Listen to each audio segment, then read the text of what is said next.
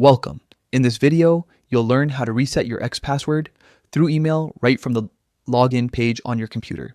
If you've forgotten your password or can't sign in, this simple process will help you get back into your account safely. First, open your web browser and go to x.com.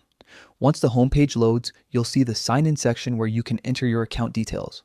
In the username field, type in your X handle or the email address linked to your account. Now, just below the password field, click on Forgot Password. This will take you to the password recovery section. Here, X will ask how you'd like to reset your password. Choose the option to use your email address. Carefully type in the same email that's connected to your X account, then click Next. After that, head over to your email inbox. X will send you a message containing a verification code. If you don't see it right away, check your spam or junk folder just in case. Copy the code from that email, then go back to the X passwords reset page and paste or type the code into the text field provided. Once done, click Submit. You'll now be taken to a page asking you to create a new password. Choose a strong and secure one that's easy for you to remember but difficult for others to guess.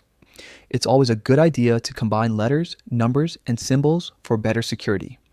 After entering your new password, confirm it by typing it again and then click Save or Continue. You've now successfully reset your password and your X account is ready to use again.